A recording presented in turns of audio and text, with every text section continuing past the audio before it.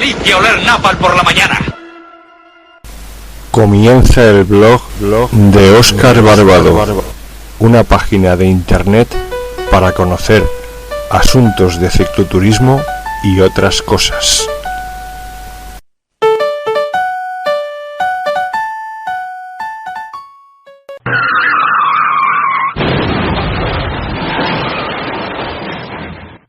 Hola, condenado. Hola, condenado. Buenas, chambales. Buenas, ciclistas. Bienvenidos al blog de Óscar Barbado. ¡Qué delicia oler napal por la mañana! Comienza el blog de Óscar Barbado, una página de internet para conocer asuntos de cicloturismo y otras cosas. ¡Qué delicia oler napal por la mañana!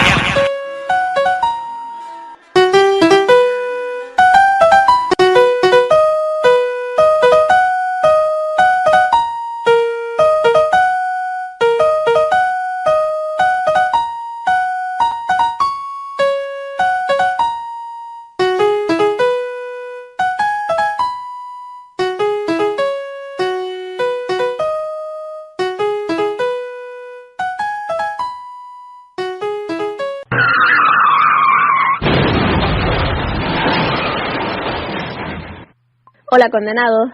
Hola, condenado. Hola confinados, en el nombre del Padre, del Hijo y del Espíritu Santo. Amén. Muy buenos días, tardes o noches a todos los compañeros del metal, de las bicicletas con cuadro de metal y a todos aquellos otros que se pasaron al material del carbono. También, como no, saludo a los compañeros de las bicicletas híbridas propulsadas por fuerza humana y ayuda de motor eléctrico. Estamos viendo imágenes correspondientes a la salida del domingo 12 de octubre de 2025, Día de la Hispanidad y festividad de Nuestra Señora la Virgen del Pilar. Seguimos oliendo a napal, que es como estamos todas las mañanas, y a purines por la tarde-noche. Estamos en este día 12 de octubre de 2025 en el 285º, es decir, 825 para Pedro Sánchez, día de este año. Quedan, por tanto, 80 días para finalizar el año 2025. Amaneció este 12 de octubre a las 8:34 horas. Bien.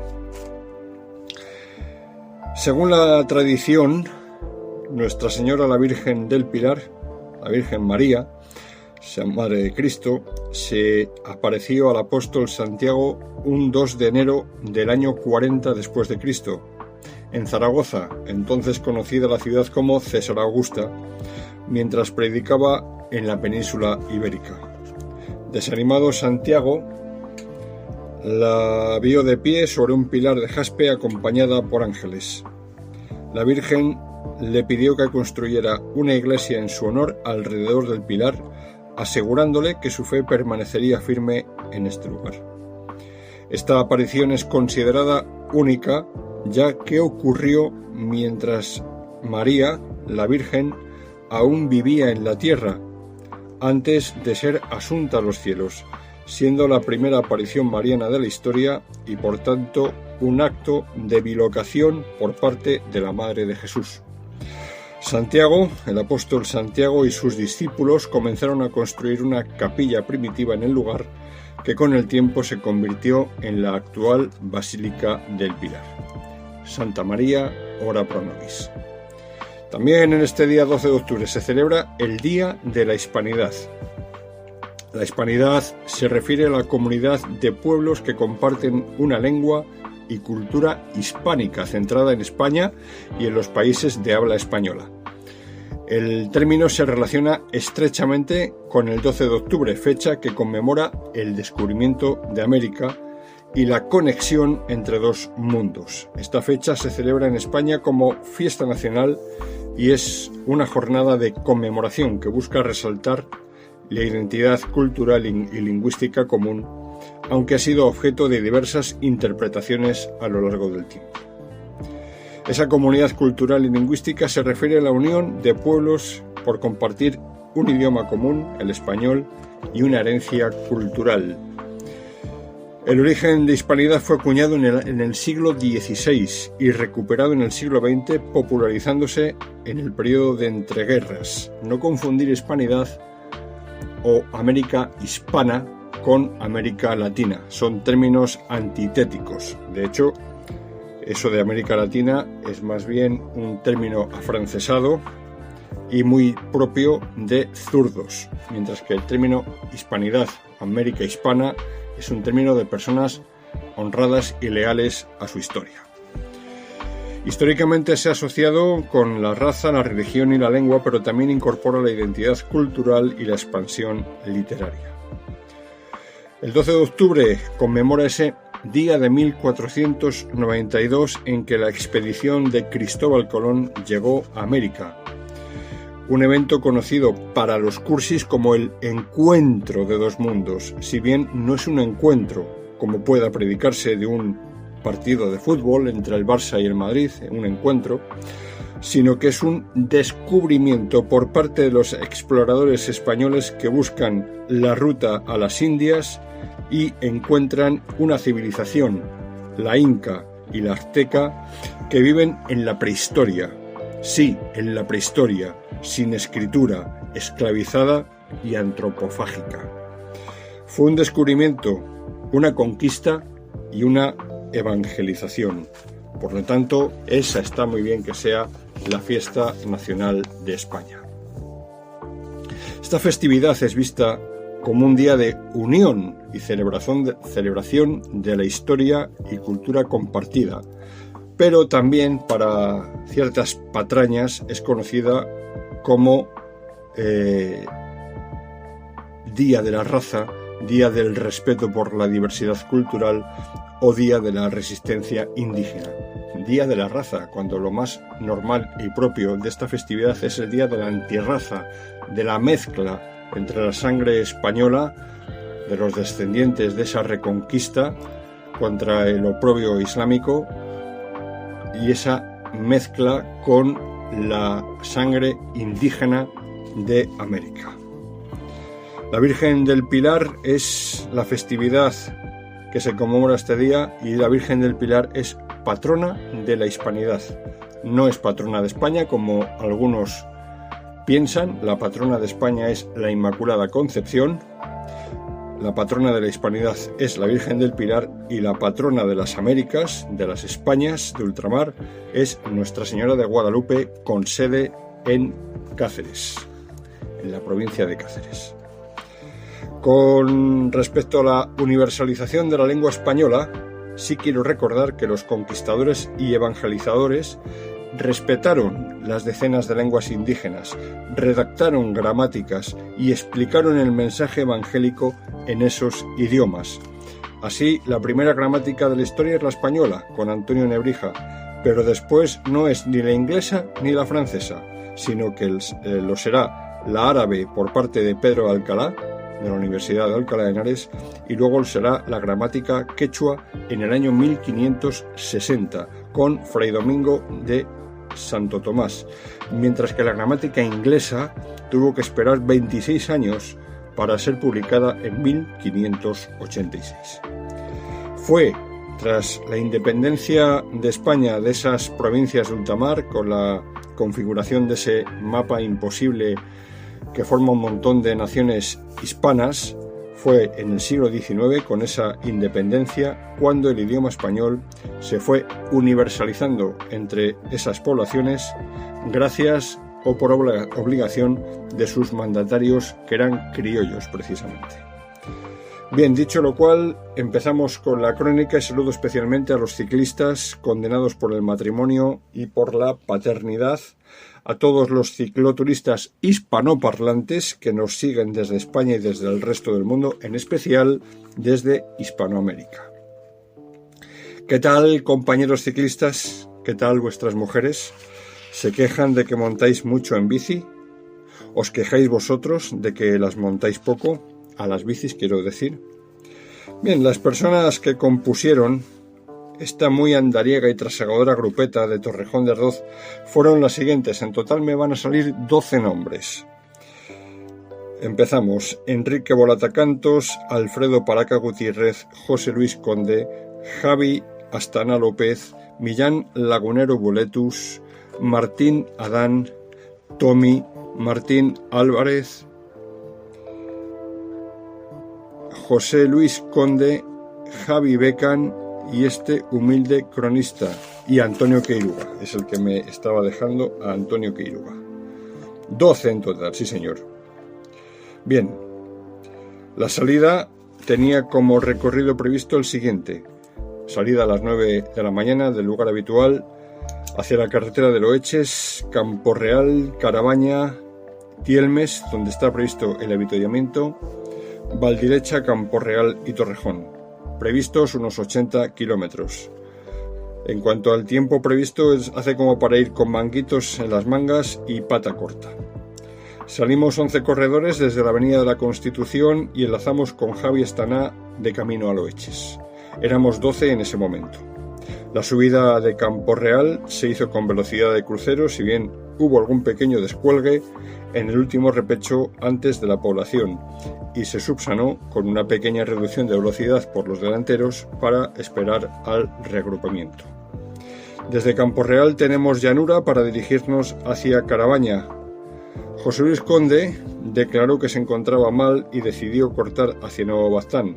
Le acompañó Martín Adán y por lo tanto éramos 10. También desaparece en ese momento Antonio Queiruga, con lo cual pasamos a ser 9.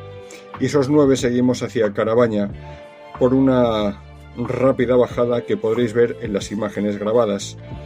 En esa bajada quedo yo ligeramente cortado con 2 turismos entre medias entre mi grupo y mi posición.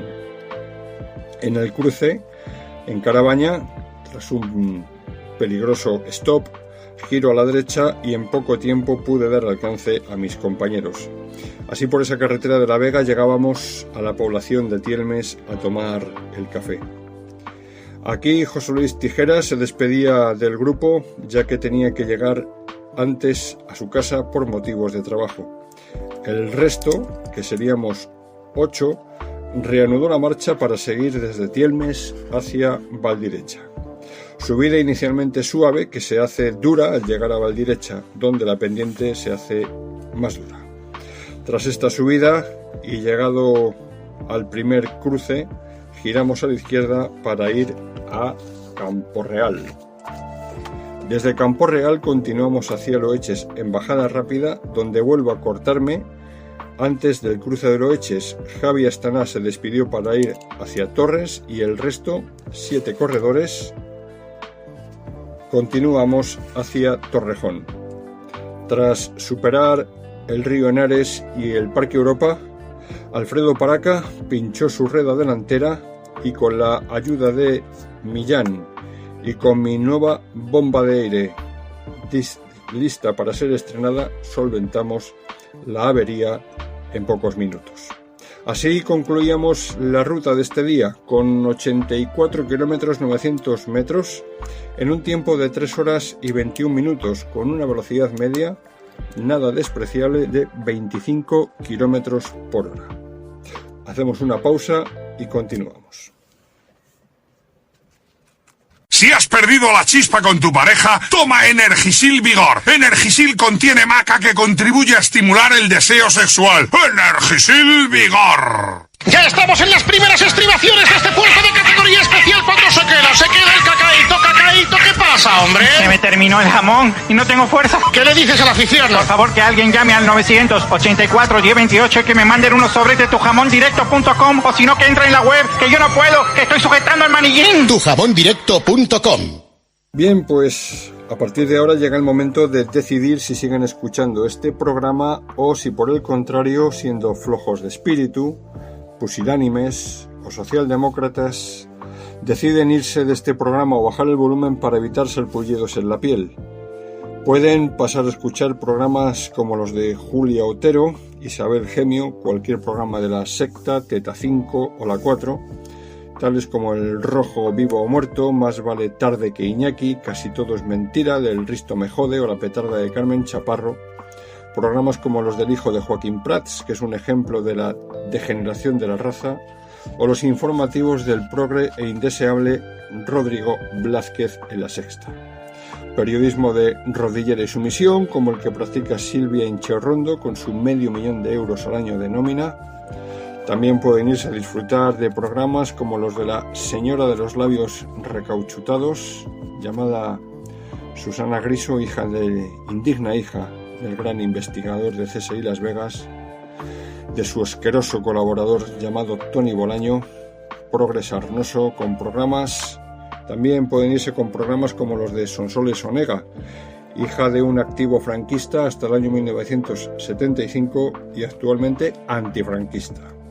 Quiero recordar también programas como en los que participe Elisa Beni, pedorra equiparable a la directora de El Plural Digital, Angélica Rubio, tal para cual. Programas en los que participan tertulianos como Esther Palomera o Carmelo Encinas, cuyo carné del PSOE les asoma por el bolsillo de la camisa. Petardas verdureras como Ana Pardo de Vera y la zumbada y emporrada, afiliada a Podemos, Cristina Fallarás. O Marta Nebot, que opina que celebrar el Día del Hombre es como celebrar el Día del Terrorista, así con esas palabras. Cómo no mencionar a la tal Sara Pérez Santaolalla, que tiene muy buen escote y muy pocas neuronas. También pueden sentarse a ver la tele de todos, como dicen los cursis, Radio Televisión Española, con una parrilla que comienza con Silvia Inchaurrondo. Lo continúa Javier Ruiz, el educadito. Después siguen Marta Flitsch y Gonzalito Miró, catedráticos en lengua española. Después continuamos con Jesús Cintora con sus malas lenguas viperinas. Y para cerrar el adoctrinamiento tenemos La Noche de Javier Fortes. Ya saben que este programa que dirige este viejo lesbiano va dirigido a aquellos que el sistema califica como machirulos, heteropatriarcas, opresores o fascistas. Por lo tanto, antes de aullar con furia porcina sobre los comentarios y opiniones vertidos en este vídeo, le aconsejo que lo deje, que baje el volumen o se cambie de canal. ¿Y quién es ese sistema que nos califica con esos adjetivos de machirulos, heteropatriarcas, fascistas? Pues autoridades como por ejemplo Àngels Barceló de la cadena SER, que es la autoridad que otorga a los ciudadanos de este país el carnet de demócrata o el carnet de fascista. Otro destacado apesebrado del régimen es un tal Alán Barroso, el repelente niño Vicente, un palmero del sistema muy valiente por Twitter, pero que alguno ya le tiene ganas para verle en un plató de televisión y darle una bofetada. Bien, dicho toda esta introducción, vamos a hablar del tema del día. Tema del día que versa sobre una noticia conocida en el mes de septiembre y de la que no he podido realizar comentario alguno porque al no haber hecho salidas ciclistas no he tenido oportunidad de comentarla. Sabéis que hice algún vídeo específico sobre el maltrato a nuestra querida Vuelta Ciclista a España, maltrato dado por la zurdez de este país que impidió el buen desarrollo de la carrera y que ha puesto en peligro el prestigio de esta carrera para años futuros. Y la noticia que os comento ahora es la siguiente.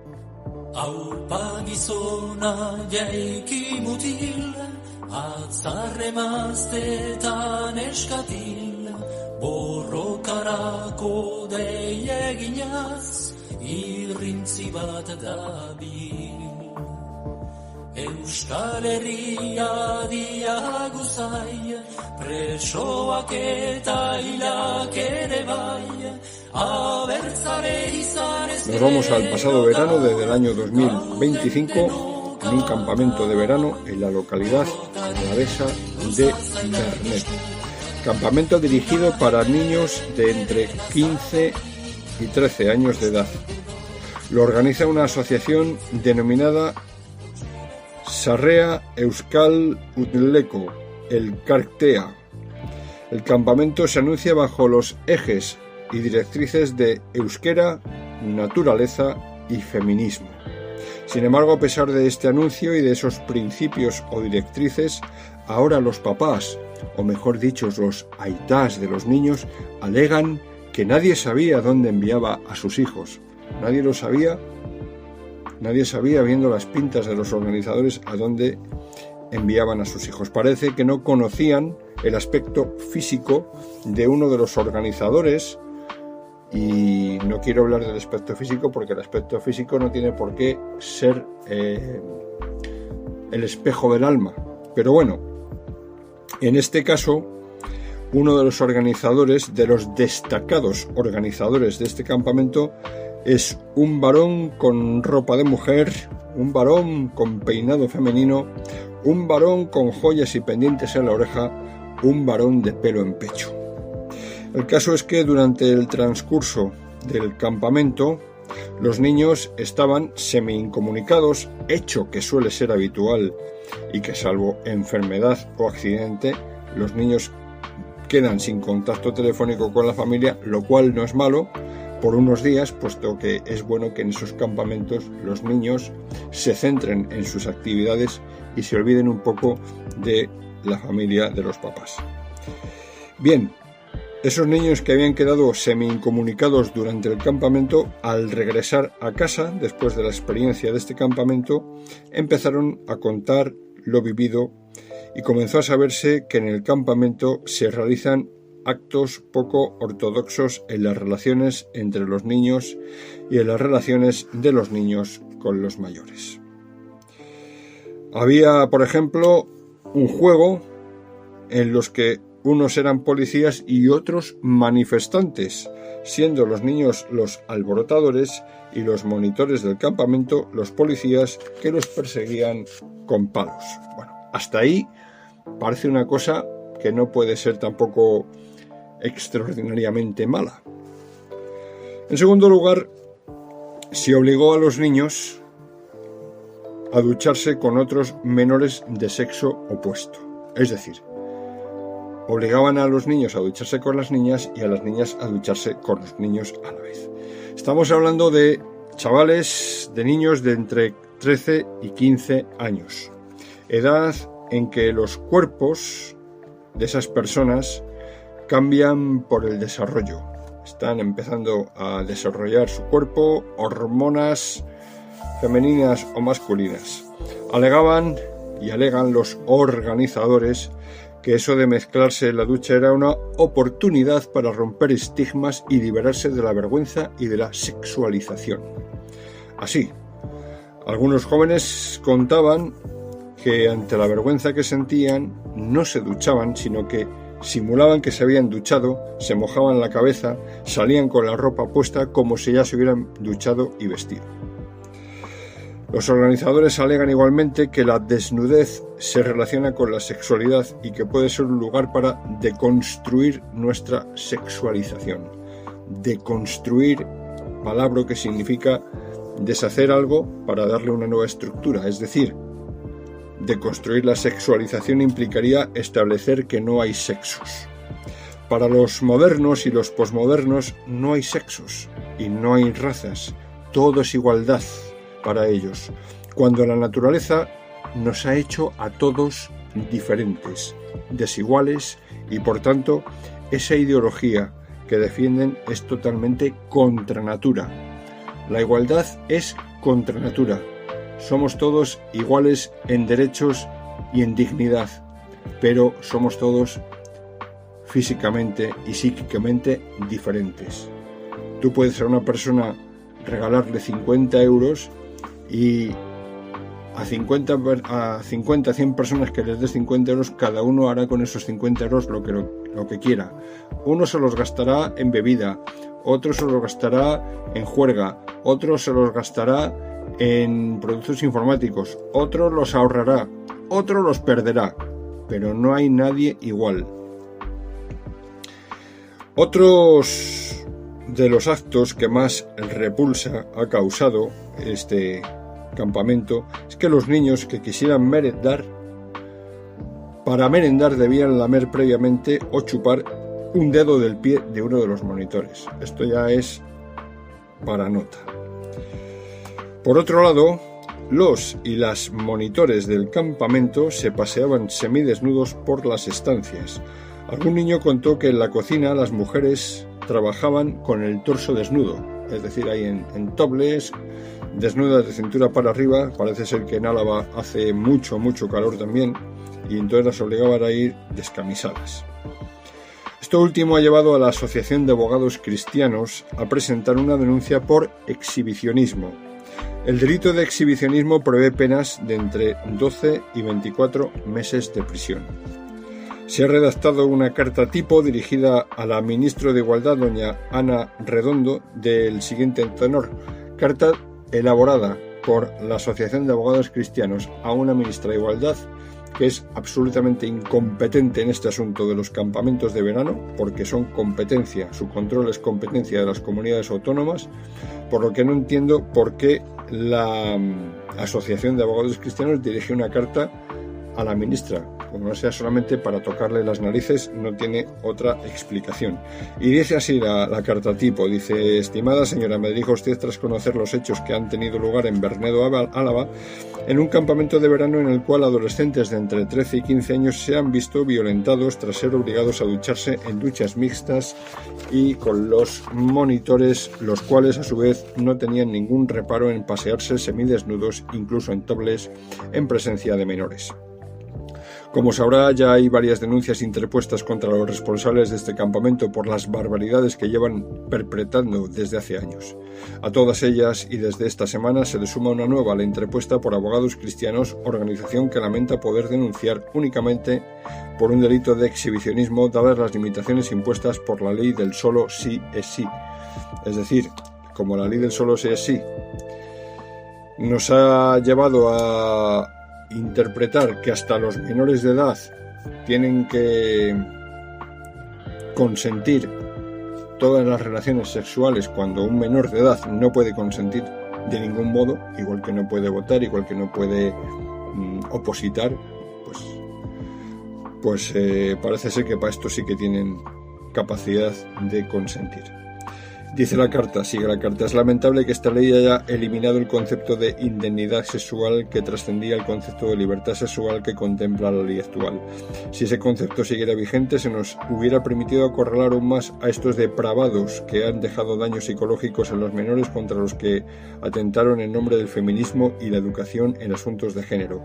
No podemos permitir que personas con claras inclinaciones pedófilas sigan a libertad, se enfrenten a penas ridículas y puedan continuar teniendo contacto con niños cuando suponen una clara amenaza para ellos. La ley del solo sí es sí debe ser derogada y el endurecimiento de las sanciones y las penas debe ser aplicado de forma inmediata. Contra los pedrastas, tolerancia cero, y de no actuar se estará convirtiendo usted en cómplice de todos ellos. Por ello, se lo pido una vez más, derogue con efecto inmediato la ley del solo sí es sí para poder proteger a nuestros hijos. Atentamente, muchas gracias. Bueno, una carta que me parece un brindis al sol y un grave error por parte de estos abogados cristianos. La ministra de Igualdad, por muy mal que nos pueda caer, no tiene competencia para derogar una ley, porque la competencia es del Parlamento Nacional y ese Parlamento está totalmente controlado por el PSOE, Podemos, Sumar, separatistas catalanes, Esquerra Republicana de Cataluña, Bildu, etc. Tiene mayoría para mantener el derecho a que los niños se puedan acostar con mayores y viceversa. Y por lo tanto es una carta que es un brindis al sol.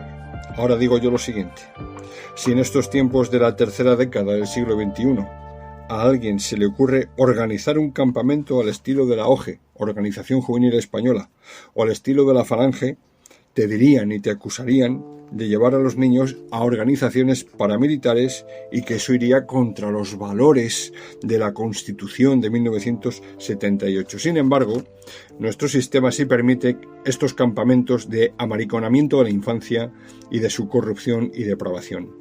Así, por ejemplo, y en otros casos, en el año 2022, en la población de Balasar de Mar, provincia española de Barcelona, se celebró una gincana, una competición de niños, donde los niños varones se tenían que poner firmes, su espalda contra la pared, y las niñas tenían que ponerse contra el chico con el culo en pompa, y entre el chico y la chica se colocaba un globo hinchado y las chicas tenían que apretar su culo contra el torso y contra el pubis del varón para explotar el globo.